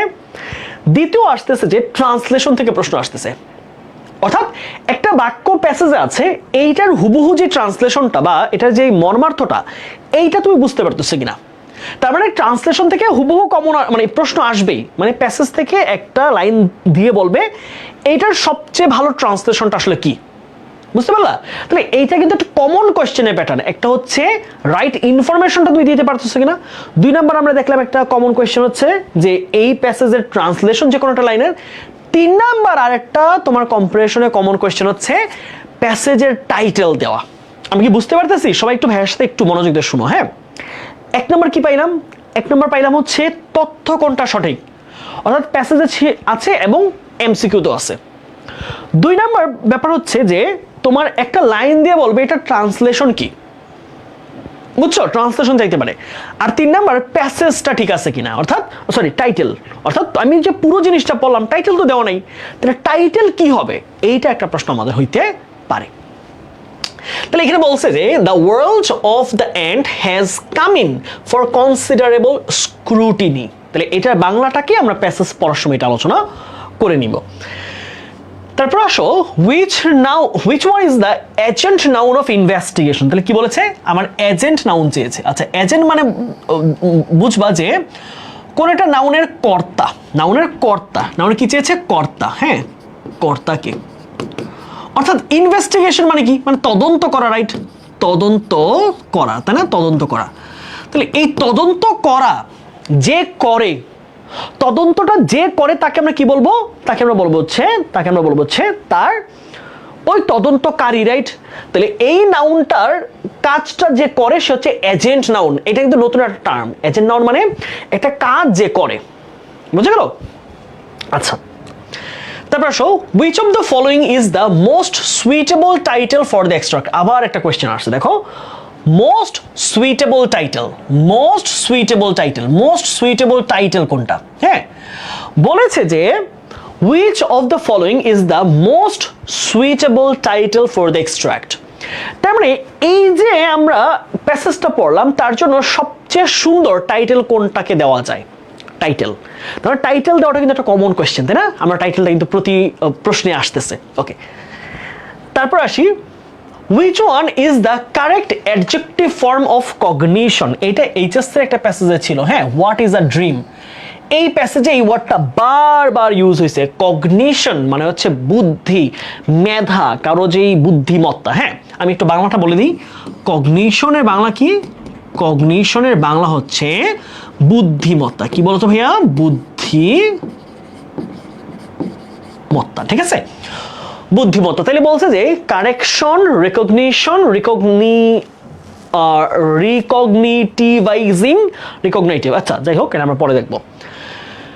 Which of the following is the appropriate meaning of a spring in the context? আচ্ছা, স্প্রিং শব্দটার বাংলা কি? হ্যাঁ, দেখো, স্প্রিং শব্দটা কিন্তু বিভিন্ন রকম অর্থ দিতে পারে। স্প্রিং মানে যে বসন্তকাল, এটা কিন্তু সব সময় না। হ্যাঁ, যে আমরা জানি যে ভাইয়া স্প্রিং মানে বসন্তকাল, এখানে কি বসন্তকাল না? এখানে বসন্তকাল অবশ্যই না, এই জন্যই প্রশ্নটা দিয়েছে। যদি বসন্তকাল হইতো এত সহজ প্রশ্নটা দিত না। ওকে, তাহলে আমরা মোটামুটি কয়টা প্রশ্ন পাচ্ছি বলতো? আমরা এর আগে ছিল 8টা, এখানে 15, তাহলে 7টা কোশ্চেন আমরা পাচ্ছি। চলো আমরা এবার প্যাসেজটাকে ধরে ধরে ধরে ধরে সলভ করব। চলো দেখি আমরা একটু। বলছে যে when we think of intelligent members of the animal kingdom, খুব ভালোই বলছো। হ্যাঁ, ছোট্ট ছোট্ট অংশে ভাইয়া তোমাদেরকে ভাগ করে দিচ্ছে। হ্যাঁ, আমি যেটা করব, ছোট ছোট অংশে প্যাসেজটাকে ভাগ করে দিব। তোমরা চেষ্টা করবা এটা বোঝার জন্য। হ্যাঁ, খেয়াল করো, এবং আমি কথা দিচ্ছি তোমরা যদি ক্লাস করো তোমরা সবগুলো প্রশ্ন পারবা। বিলিভ ইট, তুমি ভরসা করো ভাইয়ের উপর, তুমি সবগুলো, তুমি চবিতে পরীক্ষা দাও, তুমি রাবিতে পরীক্ষা দাও, সবগুলো প্রশ্নই তুমি পারবা। হ্যাঁ, আর যদি খুব কঠিন হয় তাহলে 1-2টা মিস যাবে, বাট তুমি অ্যান্সার করতে পারবা। তোমাকে প্যাসেজ ছেড়ে আসতে হবে না, এইটুকু আমি তোমাকে আত্মবিশ্বাস দিচ্ছি। আমরা প্যাসেজটাতে এবার ফোকাস করি। আমাদের প্রশ্ন অ্যানালাইসিস শেষ। প্রশ্ন অ্যানালাইসিস করতে আমাদের 2 মিনিট লাগবে, 2.5 মিনিট লাগবে। এখন আমরা প্যাসেজটার উপর ফোকাস করব। ওকে, প্রথম প্যাসেজ পড়ো। when we think of, আমরা যখন চিন্তা করি intelligent members of animal kingdom, তাহলে বলছে প্রাণী জগৎ। অ্যানিমেল কিংডম মানে কি? প্রাণী জগৎ, প্রাণীর রাজ্য না কিন্তু, প্রাণী জগৎ, প্রাণী জগৎ। আমরা যখন প্রাণী জগতের সবচেয়ে বুদ্ধিমান সদস্যগুলোর ব্যাপারে চিন্তা করি, দ্য ক্রিয়েচার্স, ক্রিয়েচার্স মানে কি বলতো ভাইয়া? ক্রিয়েচার্স মানে হচ্ছে প্রাণী, ক্রিয়েচার্স মানে কিন্তু ওই প্রাণী, জন্তু একই জিনিস কিন্তু, প্রাণী। তাহলে আমাদের মাথায় the creatures that spring immediately to mind, যে প্রাণীগুলোর নাম আমাদের মাথায় আসে, তাহলে স্প্রিং মানে কি? আশা। স্প্রিং মানে কি? মানে হচ্ছে কাম আপ, কাম আপ মানে হচ্ছে আশা। উদয় হওয়া, উদয় হওয়া। তাহলে এখানে স্প্রিং কি? বসন্তকাল। বলো তো ভাইয়ারা, এখানে স্প্রিং কিন্তু একটা ভার্ব, এটা কিন্তু নাউন না। এখানে স্প্রিং কি? এটা একটা ভার্ব, বুঝছো? তাহলে বলছে the creatures that spring immediately to mind, তাহলে যেই প্রাণীর কথা আমাদের মাথায় সবার আগে আসে আর apes and monkeys. Apes and monkeys, এই মানে হচ্ছে হনুমান বলি আর কি আমরা, হনুমান, তাই না? আমরা দেখি না হনুমান, হনুমান বা গরিলা বলো, বা গরিলা বলা, যেটাকে অনেক সময় গরিলা, গরিলা জাতীয় প্রাণী আর কি। আর মানকি মানে তোমরা জানি বানর, তাই কি? বানর। তাহলে বলছে সবচেয়ে বুদ্ধিমান যে প্রাণীদের নাম আমাদের মাথায় আসে তারা হলো হনুমান আর হচ্ছে বানর। আমরা জানি হনুমান দেখো অনেক দুষ্টামি করে মানুষের সাথে, তাই না? এরকম ভিডিও আমাদের ভাইরাল হয় না? তো হনুমান আর হচ্ছে বানরকে ধরা হয় সবচেয়ে বুদ্ধিমান প্রাণী। আসো, বাট ইনফ্যাক্ট, কিন্তু সত্যি বলতে, the social lives of members of the insect kingdom are sufficiently complex to suggest more than a hint of intelligence. তাহলে আমরা যখন প্রাণী জগৎ নিয়ে বলতেছি, প্রাণী, হ্যাঁ, মানে হাঁটতে পারে, তাই না? এরকম আমরা প্রাণী বলতে পশু প্রাণী যারা বলি, তাহলে প্রাণীদের মধ্যে মানুষ ছাড়া যাদেরকে আমরা বলছি তারা হচ্ছে হনুমান আর হচ্ছে বানর। কিন্তু এবার যদি আমরা সোশ্যাল লাইফ, সামাজিক জীবন নিয়ে কথা বলি, কাদের? ইনসেক্ট কিংডম মানে কি? মানে হচ্ছে পোকা, পোকা, পোকা, হ্যাঁ, পোকার জগৎ, পোকার জগৎ, পোকা, পোকার জগৎ। আমরা কিন্তু এখানে প্রাণীতে নেই, পোকাতে চলে যাব। পোকা, হ্যাঁ, ধরো হচ্ছে পিঁপড়া, মাকড়সা, এরকম ছোট ছোট প্রাণী, পোকা। But in fact the social lifes of members of the insect kingdom are sufficiently complex. তাহলে বলছে যে পোকাদের যে সামাজিক জীবন সেটা অত্যন্ত জটিল টু সাজেস্ট, যেটা আসলে খুব বেশি বলা যায় না। সাজেস্ট ওখানে আসলে বলা, তথ্য দেওয়া। মোর দেন আ হিন্ট অফ ইন্টেলিজেন্স, যেখানে শুধু একটা কিছু করা যায় যে এরা যে বুদ্ধি আছে এইটা জাস্ট বলা যাবে, বাট কতটা বুদ্ধি, কি করতে পারে তারা, এইটার কথা বলা যাবে না। তাহলে আমরা প্রাণীদের বুদ্ধির ব্যাপারে অনেক কিছু জানলেও ইনসেক্টদের বুদ্ধি কতটুকু, তাদের সোশ্যাল লাইফ কেমন, তাদের ম্যানেজমেন্ট কেমন, তাদের পারিবারিক জীবন কেমন, এই ব্যাপারটা নিয়ে আসলে খুব বেশি বলার সুযোগ নাই। Among these, এই পোকাগুলোর মধ্যে the world of the ant, পৃথিবী কার জগৎটা, পিঁপড়ার জগৎটা, come in for considerable scrutiny lately. তাহলে লেটলি মানে হচ্ছে সাম্প্রতিক সময়, হ্যাঁ সাম্প্রতিক, এটা একটা মানে কি বলা যায়, অ্যাডভার্ব। তিনি বলছে সাম্প্রতিক সময়ে পিঁপড়াদের বুদ্ধির ব্যাপারে মানুষের, মানে পিঁপড়াদের বুদ্ধির ব্যাপারটা বেশ কনসিডারেবল, অর্থাৎ খুব মানে আলোচিত হয়েছে। পিঁপড়ারা বুদ্ধিমান আমরা জানি, তারা খাবার সংগ্রহ করে রাখে দীর্ঘদিনের জন্য, তারা দলবদ্ধভাবে চলে, অর্থাৎ তারা বেশ বুদ্ধিমান। এইটা সাম্প্রতিক সময়ে আলোচিত হয়েছে, বিজ্ঞানীরা গবেষকরা এটা আলোচনা করেছে। অ্যান্ড দ্য আইডিয়া দ্যাট, এবং ধারণা, ants demonstrate sparks of cognition, cognition মানে বুদ্ধি, মেধা, হ্যাঁ বুদ্ধি, মেধা, হ্যাঁ। তাহলে এই যে ডেমনস্ট্রেট, প্রকাশ করে, ব্যবহার করে, ব্যাখ্যা করে, তাহলে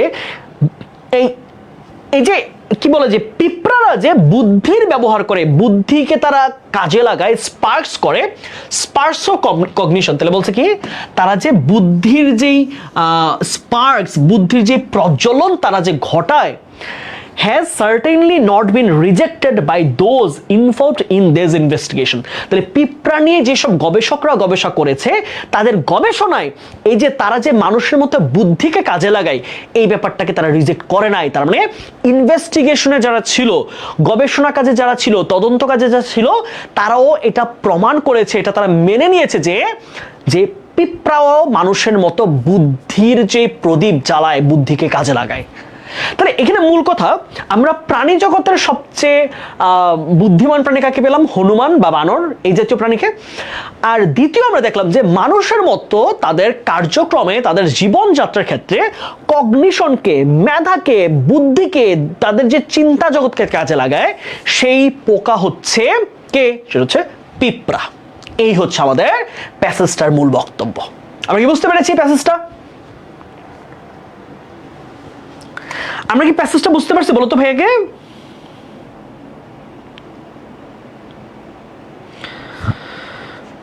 আচ্ছা, একজন বলছো ভাইয়া টাইম কম নিয়ে এগুলো সলভ করব এক্সাম হলে কিভাবে, সেই ট্রিক্সটা শিখাই দিয়েন। এই ট্রিক্সটা মানে খুব বেশি আসলে বলার সুযোগ নাই, তোমাকে প্যাসেজটা আসলে দিন শেষে পড়তে হবে, হ্যাঁ, কারণ এগুলো হুবহু কমন আসবে না যে আমি তোমাকে ট্রিক্স বলবো, বুঝছো? সো তোমাকে প্যাসেজটা পড়তে হবে। যেটা করতে পারো, প্যাসেজ ভাইয়া তোমাকে, আমি তো দেখো আমি তো এখন ধরে ধরে পড়তেছি, আমার তো এতক্ষণ নিশ্চয়ই লাগতো না। এই প্যাসেজটা পড়ে অ্যান্সার করতে আমার হয়তো 2 মিনিট লাগতো, হ্যাঁ, এটা আমার 2 মিনিট লাগবে।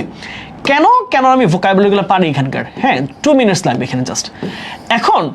এখন তুমি যদি প্রশ্ন একটাই তোমার জন্য সুবিধা, তুমি টাইমকে অর্ধেক বাঁচাইতে পারো, আগে কোয়েশ্চেন পড়া। আগে যদি কোয়েশ্চেনটা পড়ো, তারপর যদি প্যাসেজে আসো, এতে তোমার সময়, সাধারণ সময় যেটা লাগার কথা ছিল, অর্থাৎ তুমি আগে প্যাসেজ পড়ে পরে অ্যান্সার করা, এর চেয়ে অন্তত পক্ষে 50% সময় তুমি বাঁচাই ফেলতে পারবা। কারণ তোমার এই পুরোটার বাংলা অর্থ তোমার বোঝা দরকার নেই, তাই না? তোমার যেটা করতে হবে, তুমি প্যাসেজের তুমি প্রশ্নগুলো পড়বা কি চাইছে, দেন প্যাসেজের এক্স্যাক্টলি ওই জায়গাটাতে ফোকাস করবা। আমি তোমাকে বোঝানোর জন্য হয়তো 10 মিনিট লেগে গেছে, but it will not take more than 2 minutes to understand, বুঝছো? মহাজাগতিক কিউরেটের সাথে কিছুটা মিল আছে, রাইট? এটা মহাজাগতিক কিউরেট আমাদের ছিল প্যাসেজ।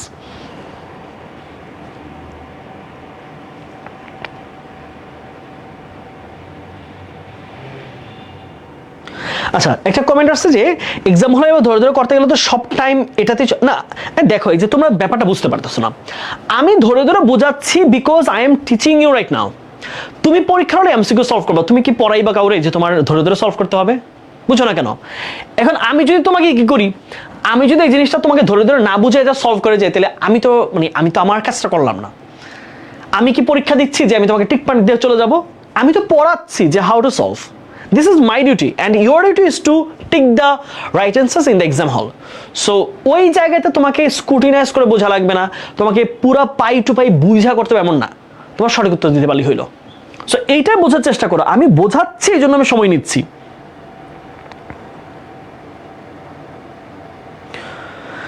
ভাইয়া আমাদের সিইউ আরইউ অ্যান্ড জেএনইউর জন্য কম্প্রিহেনশন পড়াবেন না, এই যে একটা কমেন্ট।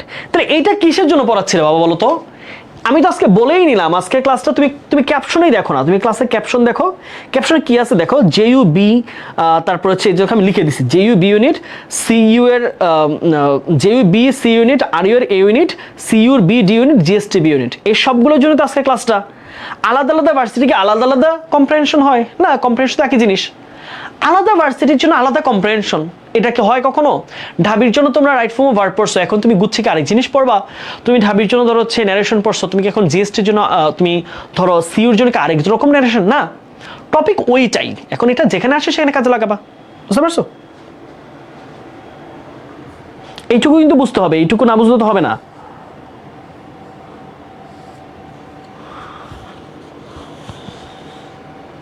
ওকে, আসো এবার আমি একটু প্রশ্নগুলো সলভ করি। হ্যাঁ চলো, তাহলে বলছে which of the following contains true information about the extract. তাহলে নিচের কোনটা সঠিক তথ্য? এক্সট্রাক্ট মানে প্যাসেজ থেকে তুমি কোনটা সঠিক তথ্য পেয়েছো এখানে। আসো প্রথম প্রশ্ন, ants use the same channels of communications as humans do, অর্থাৎ মানুষ যোগাযোগের জন্য যেই রকম চ্যানেল ব্যবহার করে পিঁপড়ারা ঠিক একই রকম কমিউনিকেশনের চ্যানেল ব্যবহার করে, এমনটা কি বলা হয়েছে?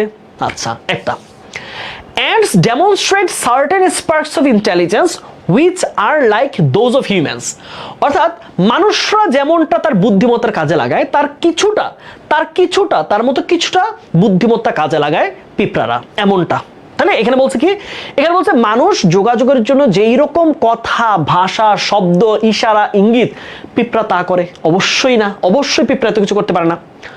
2 নম্বর হচ্ছে ants demonstrate certain sparks of intelligence, পিঁপড়া কয়েকটা নির্দিষ্ট কি করে তারা তাদের বুদ্ধির ব্যবহার করে, which are like those of humans, যেগুলো কিনা মানুষের মতো। আচ্ছা, city life is one factor that encourages the development of intelligence, তাহলে মেধার বিকাশের গুরুত্বপূর্ণ একটা পার্ট হচ্ছে শহরের জীবন। এটা কি প্যাসেজে কোথাও ছিল যে শহর আর গ্রামের পার্থক্য? না, ছিল না, তাহলে এটা বাদ। ants are precursors to the evolution of humans, মানুষের যেই কি বলা যায় ইভলিউশনের প্রাক্তন রূপ ছিল পিঁপড়া। এটা কথা মানুষ পিঁপড়া থেকে হয়েছে? অবশ্যই না। তাহলে এটা হবে না, এটাও হবে না, এটাও হবে না, যে সেম চ্যানেল কিন্তু না। কোনটা হবে? সার্টেন স্পার্কস অফ ইন্টেলিজেন্স, যে মানুষ মেধার যেরকম ব্যবহার করে তার কিছু কিছু জিনিসের সাথে পিঁপড়ার ব্যবহারের মিল রয়েছে। উত্তর কোনটা হচ্ছে? উত্তর হবে আমাদের বি নাম্বার। ওকে, তারপর আসি।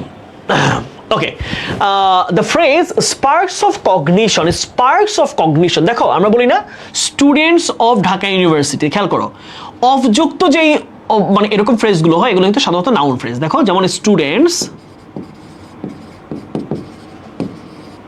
অফ ডিইউ, তারপরে ধরো হচ্ছে বলা যায় যে কি বলা যায় যে people of Netherlands, people of the UK, ধরো এই যে ফ্রেজগুলো আছে। অথবা ধরো হচ্ছে mangoes of Rajshahi, mango of Rajshahi, এই যে প্যাটার্নের যতগুলো আমাদের ফ্রেজ আছে সবগুলি কি? সবগুলো হচ্ছে নাউন ফ্রেজ। সবগুলো কি বলতো ভাইয়া? সব হচ্ছে নাউন ফ্রেজ। ওকে, এগুলো কি? এগুলো হচ্ছে নাউন ফ্রেজ। তাহলে students of Dhaka university, people of the UK, mango of Rajshahi, sparks of cognition, এই প্যাটার্নগুলো সবসময় কি হয়? সবসময় হচ্ছে নাউন ফ্রেজ হিসেবে ব্যবহৃত হতে দেখা যায়। তারপর আসো, which one is the acceptable translation of the world of the ant has come in for considerable scrutiny? বলো কি বলছে? এই লাইনটার দ্বারা কি বুঝিয়েছে একটু ভাবো দেখি, সবাই একটু মনোযোগ দাও তো ভাইরা।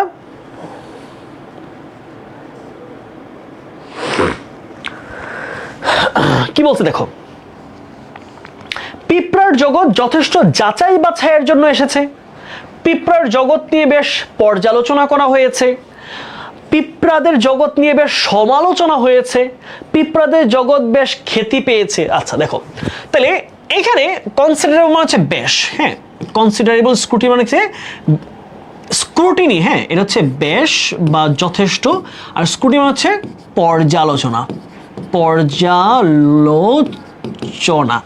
বা বিশ্লেষণ করা কোনো কিছু নেই, হ্যাঁ, একদম গভীরভাবে বিশ্লেষণ, পর্যালোচনা বা গভীর বিশ্লেষণ, গভীর বিশ্লেষণ, ঠিক আছে, গভীর বিশ্লেষণ, বুঝতে পেরেছো ভাইয়া?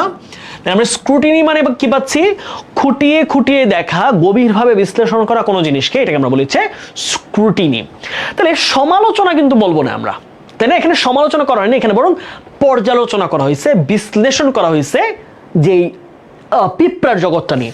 তাহলে পিঁপড়ার জগৎ যথেষ্ট যাচাই বাছাইয়ের জন্য এসেছে, এখানে আশা বোঝানো হয় নাই, এইখানে কাম ইন শব্দটার অর্থ আশা বোঝানো হয় নাই, বোঝানো হয়েছে এটা নিয়ে আলোচনা করা হয়েছে। এখানে কাম ইন শব্দের অর্থ কিন্তু ফিজিক্যালি আশা বোঝাচ্ছে না, একটা জিনিস নিয়ে কার্যক্রম করা বোঝাচ্ছে। তাহলে পিঁপড়াদের জগৎ নিয়ে বেশ পর্যালোচনা হয়েছে, তাহলে উত্তর কোনটা হবে? পিঁপড়াদের জগৎ নিয়ে বেশ পর্যালোচনা হয়েছে। ওকে, তারপর আসি, which one is the agent noun of investigation? খেয়াল করো, ইনভেস্টিগেশন একটা নাউন, রাইট? ইনভেস্টিগেশন, তাই না? এটা একটা অ্যাবস্ট্রাক্ট নাউন। এটা কোন ধরনের নাউন বলতো ভাইয়া? Abstract noun. তাহলে বলেছে যে এইটার এজেন্ট কি? এজেন্ট মানে এই কাজটা কে করে। এখন ইনভেস্টিগেট যে করে তাকে কি বলা হয়? ইনভেস্টিগেটর। Investigator, right? তাহলে তদন্তকারী, তদন্তকারী, তদন্তকারী, ঠিক আছে?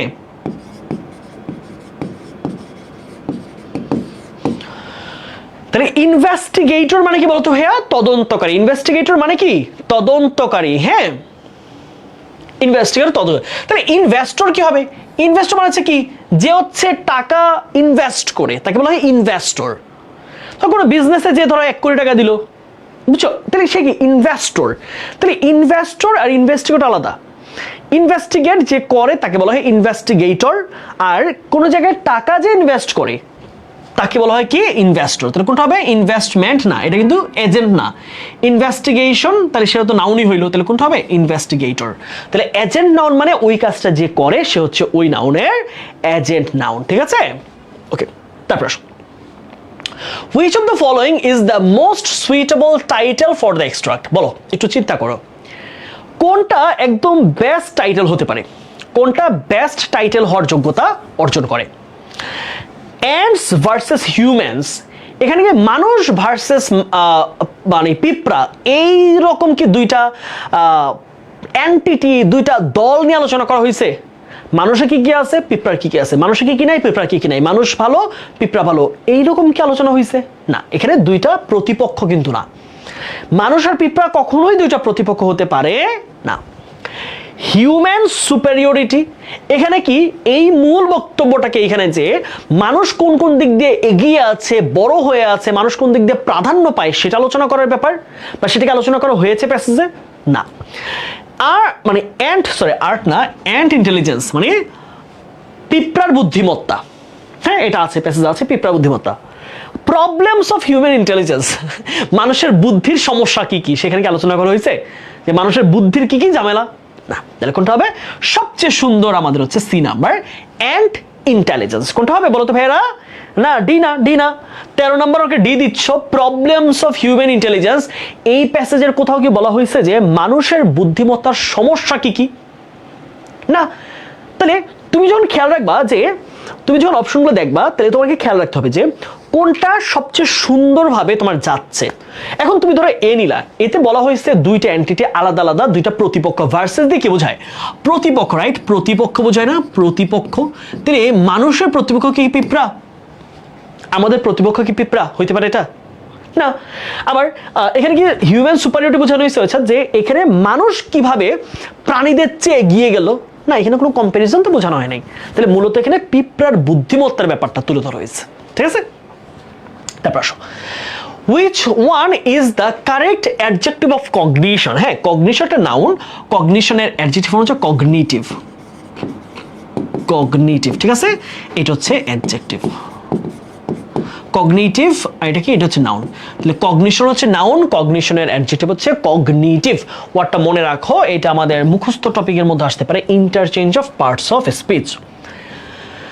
আসো এই পেজের লাস্ট কোয়েশ্চেন, তাহলে স্প্রিং মানে কি, এটা এখন মনে হয় পারার কথা, বলো স্প্রিং কি এখন পারবা, বলো।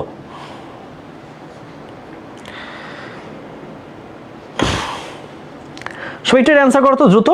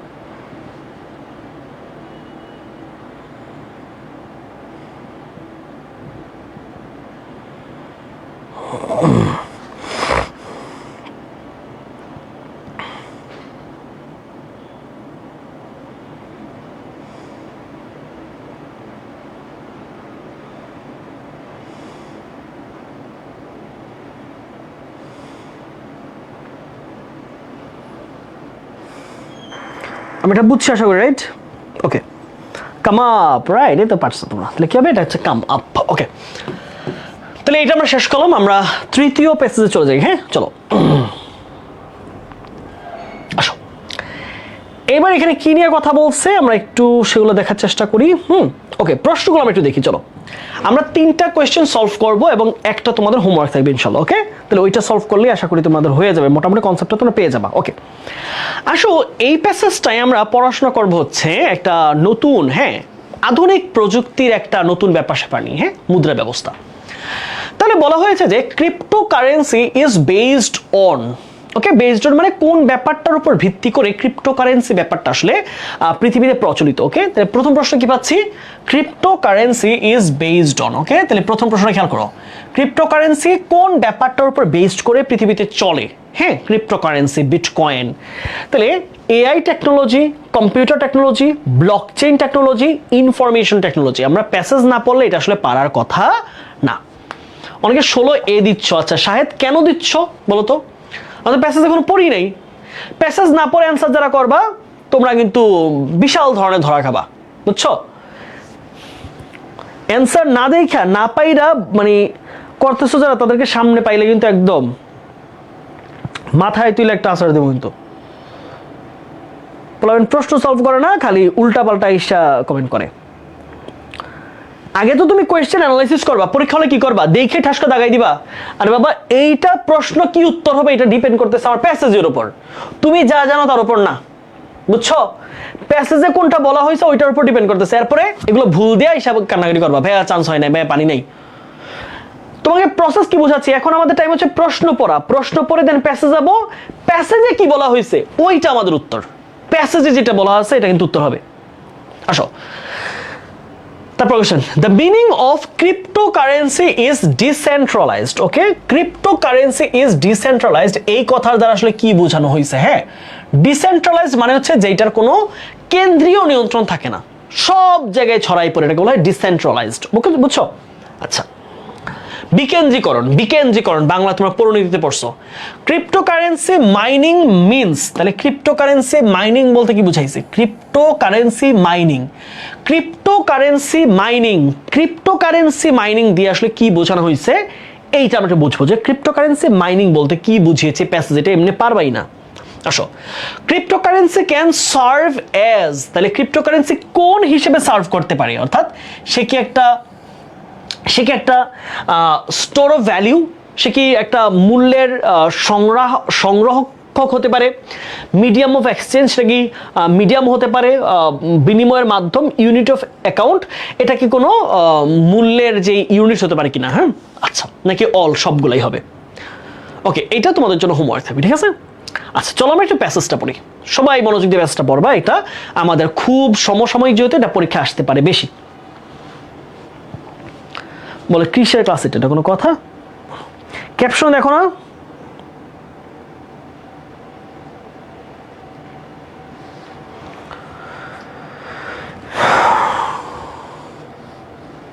আগে প্যাসেজ পড়িয়ে এগুলো অ্যান্সার করলে ভালো হইতো। বর্ষা, আগে প্যাসেজ পড়িয়ে এগুলো অ্যান্সার করলে যেটা হইতো সময় বেশি লাগতো, এখন আমাদের সময়টা কম লাগবে।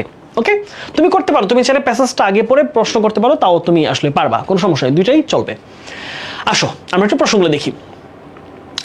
There will hardly be anyone, hardly আমরা জানি নেগেটিভ একটা অ্যাডভার্ব, তার মানে কেউ নাই, এমন কেউ নাই, who will be ignorant of the name of cryptocurrency।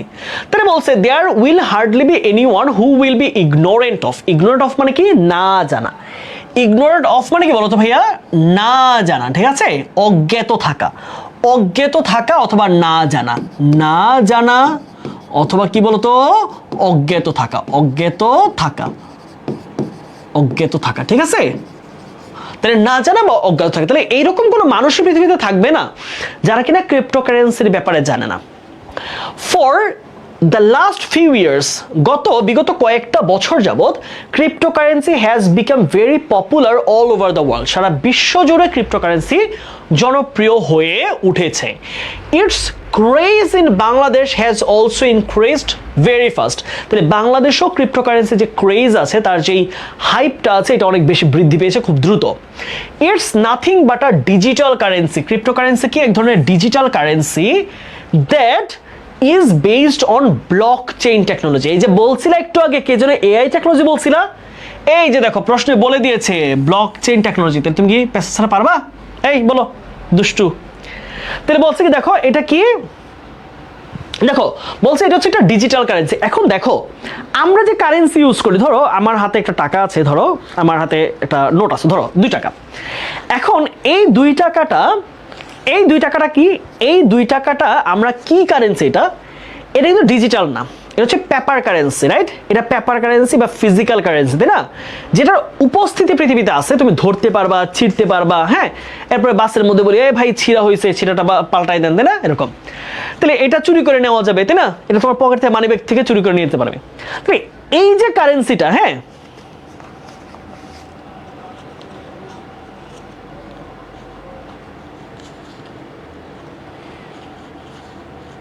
ওকে, তাহলে এখন প্রশ্ন হচ্ছে এই যে ব্যাপারটা এইখানে বলছে যে এটা হচ্ছে ক্রিপ্টোকারেন্সি ডিজিটাল কারেন্সি। ডিজিটাল মানে কি, এইটার কোনো পৃথিবীতে মানে এটার কোনো এক্সিস্টেন্স নাই। ধরো ডাটার কি এক্সিস্টেন্স আছে? তোর ফেসবুকের পাসওয়ার্ড, এটা কি এক্সিস্টেন্স আছে? ধইরা কি দেখা যাবে এটা এত না, এটা এক্সিস্টেন্স নাই।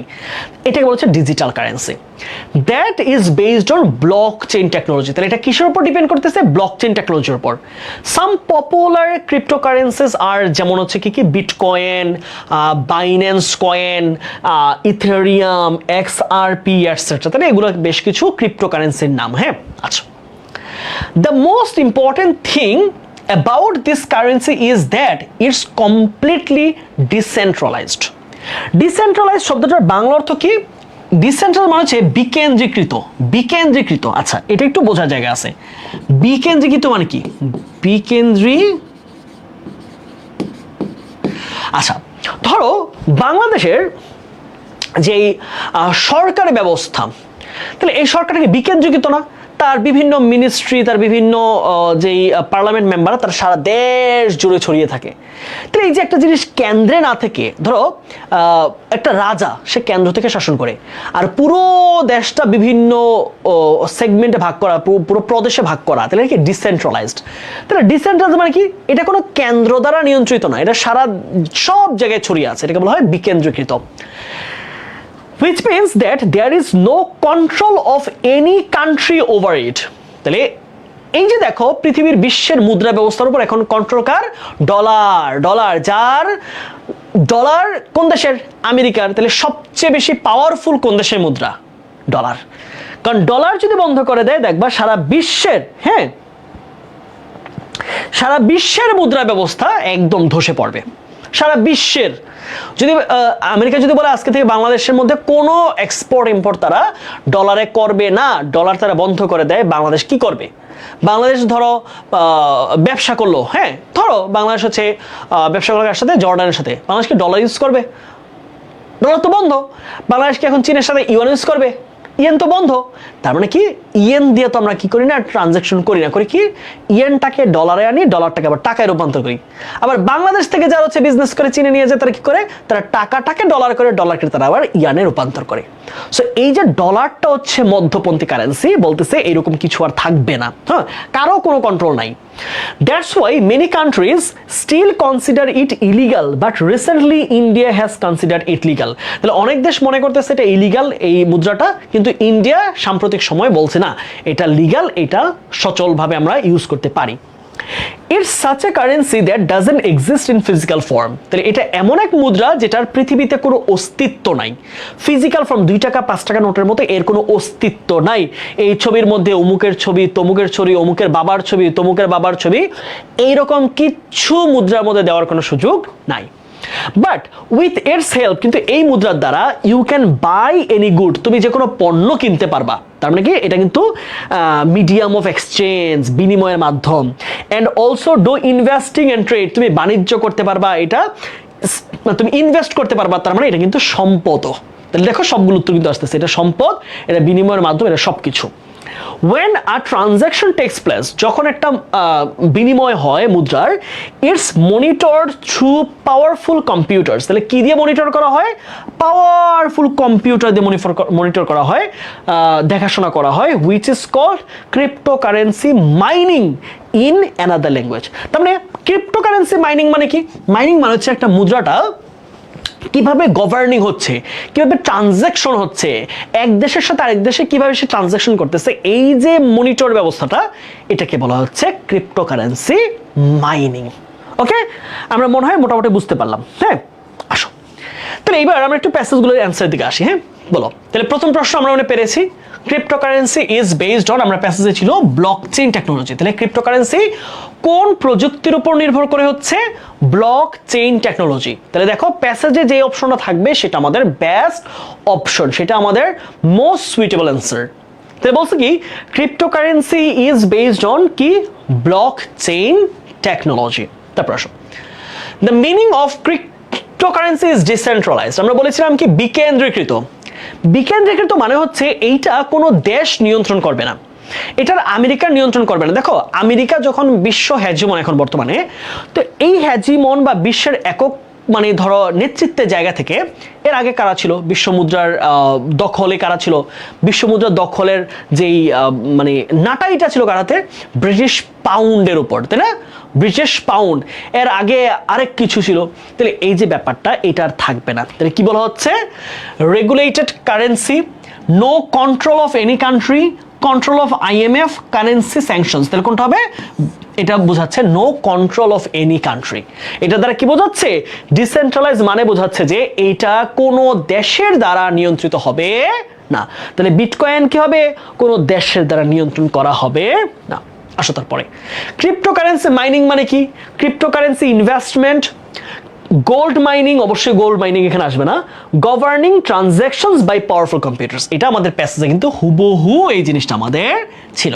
গভর্নিং ট্রানজাকশন মানে, গভর্নিং মানে তো মনিটর করা, দেখাশোনা করা। তাহলে ক্রিপ্টোকারেন্সি মাইনিং মানে হচ্ছে এটা আরেক দেশের মধ্যে কিভাবে ট্রানজাকশন হচ্ছে, কতটুকু হচ্ছে, এইটা দেখাশোনার যে দেখভালের যে কাজ কম্পিউটার করবে, এই পুরো কম্পিউটারের প্রসেসটাকে বলা হয় হচ্ছে মনিটরিং বা মাইনিং। মনিটরিং অথবা কি বলতো ভাইয়া? মাইনিং। তারপরে ক্রিপ্টোকারেন্সি ক্যান সার্ভ অ্যাজ, তাহলে ক্রিপ্টোকারেন্সি কি হতে পারে? Store of value, right? আমরা বলেছিলাম ইনভেস্টমেন্ট, মিডিয়াম অফ এক্সচেঞ্জ, এটা দিয়ে আমরা কিছু কেনাকাটা করতে পারি, ট্রেড করতে পারি, ইউনিট অফ অ্যাকাউন্ট, অবশ্যই তাহলে কোনটা হবে? অল হবে। তাহলে যেহেতু সবগুলো উত্তর হবে তাহলে কি হবে? অল। আর আছে নাই? এটা তোমাদের জন্য হোমওয়ার্ক। ওকে,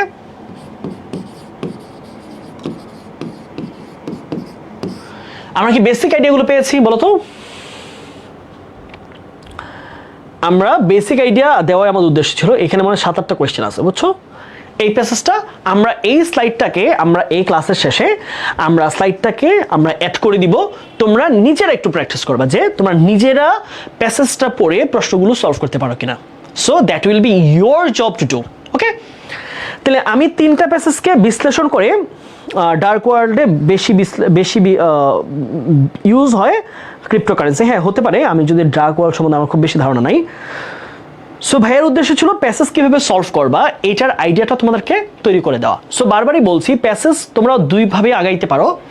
কেউ তোমরা প্যাসেজ সলভ করে তোমরা এমসিকিউতে যাইতে পারো, আবার কেউ এমসিকিউ দেখে পরে প্যাসেজে যাইতে পারো। পরীক্ষার হলে যেহেতু টাইমটা বেশি ইম্পর্টেন্ট, টাইম মেনটেনটা, সেক্ষেত্রে বলবো আগে তোমরা এমসিকিউগুলো দেখবা, তারপরে প্যাসেজে গেলে তোমার সময়টা বেঁচে যাবে।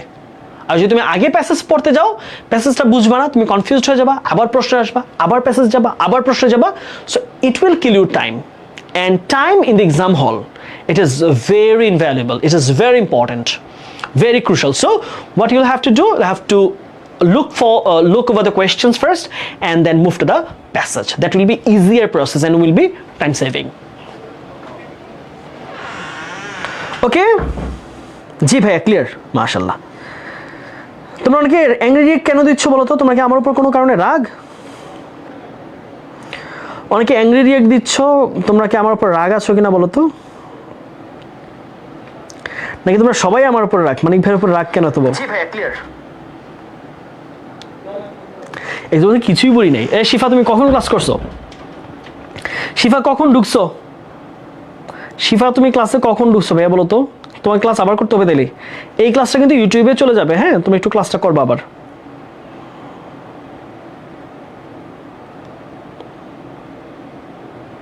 তোমাদের জন্য এই ক্লাস করলাম, তোমাদের জন্য এই জিনিসগুলো নতুন করে নেই। তোমরা যদি অনেকে যদি বলো যে তোমরা ক্লাসে অ্যাটেন্ড না করা কিন্তু খুব খারাপ জিনিস, বুঝছো? ক্লাসে অ্যাটেন্ড না করাটা খুব বাজে জিনিস। সো তোমাদের জন্য পরবর্তীতে আমরা হয়তো আরও বেশ কিছু জিনিস আনবো। যেমন ধরো, তোমরা অনেকে চাচ্ছিলা যে লিটারেচারের উপর, হ্যাঁ, অর্থাৎ লিটারেচার বলতে রাবিতে অনেক সময় প্রশ্ন আসে যে এটাকে কি বলা হয়, ওইটাকে কি বলা হয়, হ্যাঁ, এই টাইপের কিছু প্রশ্ন আসে। সো চেষ্টা করব রাবিতে এবং চবিতে যে লিটারেচার প্রশ্ন আসে এবং ফরেন যেই ইডিয়মসগুলো আমাদের পরীক্ষা আসে বা ফ্রেজগুলো, এগুলো নিয়ে কম্বাইন্ড একটা ক্লাস আলোচনা করার জন্য। ওকে, ভাইকে সময় দাও 1-2 দিন, আমি স্লাইডটা রেডি করি, আমি ক্লাসের তারিখ ঘোষণা করে দিব। ওকে, তাহলে সবাই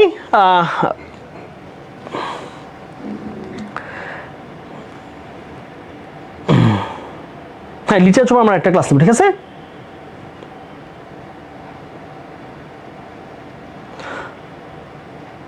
ওকে, ঠিক আছে, সবাই ভালো থাকো, সুস্থ থাকো। আসসালামু আলাইকুম।